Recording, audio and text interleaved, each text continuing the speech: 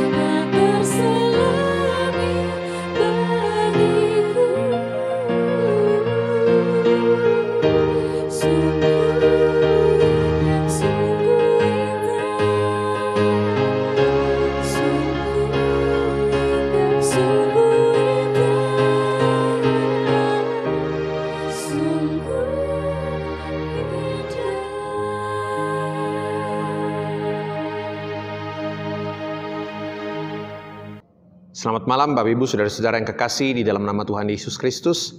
Kita bersyukur malam hari ini kita kembali bertemu bersama. Dan kita akan mendengarkan kebenaran firman Tuhan. Sebelumnya mari kita tunduk kepala kita berdoa. Mari kita berdoa.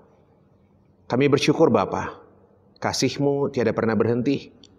Termasuk pada saat ini dalam kondisi kehidupan kami yang penuh dengan banyak sekali kecemasan. Kami boleh terus mendengarkan kebenaran firman-Mu. Tolong kami untuk mengerti apa yang kami akan baca dan dengarkan bersama. Dan biarkan Tuhan dalam kondisi sulit apapun, kami tetap diberikan kekuatan untuk terus bersandar pada pemeliharaan Tuhan saja. Berbicaralah Bapa, di dalam nama anak Yesus Kristus kami berdoa, kami mengucap syukur. Terpuji nama Tuhan. Amin. Saudara-saudara, firman Tuhan yang akan saya bacakan buat kita sekalian pada malam hari ini Itu diambil dari surat 2 Raja-Raja, kitab 2 Raja-Raja.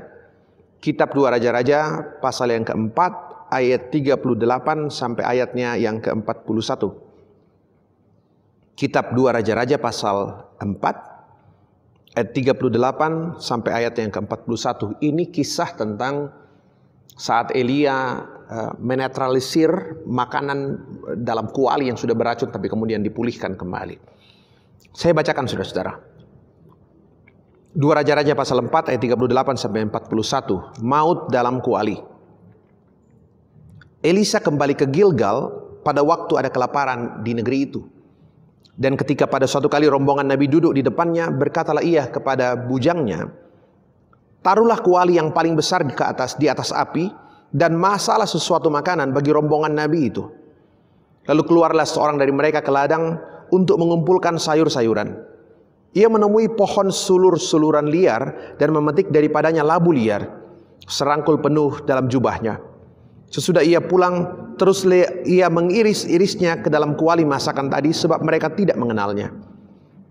Kemudian dicedoklah dari masakan tadi bagi orang-orang itu untuk dimakan, dan segera sesudah mereka memakannya, berteriaklah mereka serta berkata, maut ada dalam kuali itu, hai abdi Allah, dan tidak tahan mereka memakannya. Tetapi berkatalah Elisa, ambillah tepung, dilemparkannya lah itu ke dalam kuali, serta berkata, cedoklah sekarang bagi orang-orang ini supaya mereka makan. Maka tidak lagi ada sesuatu bahaya di dalam kuali itu. Saudara-saudara kekasih dalam nama Tuhan, kisah ini menarik sekali, dan satu pertanyaan mendasar dari cerita ini adalah, apa yang firman Tuhan mau saya tahu tentang kasih Allah, tentang kuasa Allah ketika makanan dalam kuali yang seharusnya dibuang, yang bisa mendatangkan maut dan kematian bagi orang yang memakannya, kemudian ternyata bisa diperbaiki kembali, dinetralkan kembali kondisinya ketika ada intervensi dari abdi Allah Elisa. Ketika dia masukkan tepung ke dalam makanan yang ada maut di dalamnya. Saudara-saudara, itu pertanyaan mendasar dari cerita ini. Saya pikir kita punya sikap akan sama ketika kita berhadapan dengan kondisi seperti ini. Ada makanan di depan kita yang siap untuk dimakan, tapi ternyata ada racun di dalamnya, bisa mematikan, membawa maut bagi kita. Saya pikir jalan yang akan ditempuh ketika itu terjadi adalah makanan itu bisa dibuang. Kita harus ganti dengan makanan yang baru. Tapi yang luar biasa adalah ketika Elisa menghadapi itu, apa yang terjadi? Dia tidak memilih untuk membuang makanan itu, tapi dia mengatakan kepada hamba-hambanya, ambil segenggam tepung dan masukkan ke dalam kuali itu. Ambil segenggam tepung dan masukkan ke dalam kuali yang berisi makanan yang bisa mendatangkan kematian dan maut bagi orang. Saudara-saudara, apa yang Tuhan mau saya tahu dari cerita ini? Tentang kuasa Allah dan kasih Allah yang luar biasa. Menarik saudara-saudara, luar biasa cerita ini memperlihatkan makanan itu bisa membawa kematian, makanan itu bisa membawa maut. Tetapi ketika atas perintah intervensi hamba Allah, kemudian tepung dimasukkan ke dalam kuali itu, luar biasa. Apa yang terjadi? Firman Tuhan perlihatkan satu hal, ketika kuasa Allah, kasih Allah masuk dalam kehidupan kita, bahkan masuk dalam kondisi keberadaan kita, lingkungan kita yang mungkin bisa mematikan kita, apa yang terjadi? Makanan itu bisa dipulihkan kembali. Makanan itu, kondisi itu, keberadaan itu bisa dinetralkan kembali. Itu hal yang pertama. Kondisi yang paling mematikan sekalipun, ketika kasih Allah, kuasa Allah hadir di sana, ternyata bisa diperbaiki kembali. Kondisi yang paling menakutkan tidak menjadi sebuah hal yang mematikan bagi kehidupanmu. Itu yang pertama. Yang kedua, saudara-saudara, ketika makanan yang sebenarnya harus dibuang ternyata kemudian menjadi baik kembali, bisa dimakan dan memberikan kehidupan, pesannya begitu jelas. Kasih Allah yang memulihkan itu luar biasa, saudara-saudara. Allah sanggup memulihkan hidupmu. Bahkan hal-hal yang nampaknya sangat rusak sudah harus dibuang, tidak ada manfaatnya lagi, tidak ada gunanya lagi. Tetapi ketika Tuhan memulihkan itu, apa yang Tuhan mau ajarkan? Tuhan mau ajarkan satu hal. Hal-hal yang nampak amat rusak, useless, tidak lagi berguna, harus dibuang, ternyata bisa dipulihkan kembali oleh Tuhan. Saudara-saudara, kita sekarang berada dalam kondisi yang mungkin penuh dengan kecemasan. Keadaan sekeliling kita tampak begitu menakutkan. Kita tahu ada begitu banyak teman-teman yang harus kehilangan pekerjaan.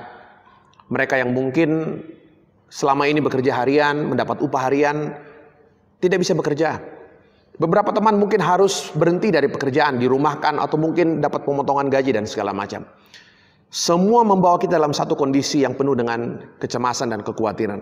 Tapi menarik sekali saudara-saudara, firman Tuhan malam hari ini memperlihatkan satu hal kepada kita, bahwa sesulit apapun kondisi sekitar, seperti maut dalam kuali, semenakutkan apapun, semenghancurkan apapun, ketika ada intervensi Allah di sana, ketika kasih Allah hadir, kuasa Allah hadir, maka kondisi yang paling menakutkan sekalipun bisa Tuhan ubah menjadi sebuah hal yang membawa kebaikan dan kehidupan bagi saudara-saudara sekalian.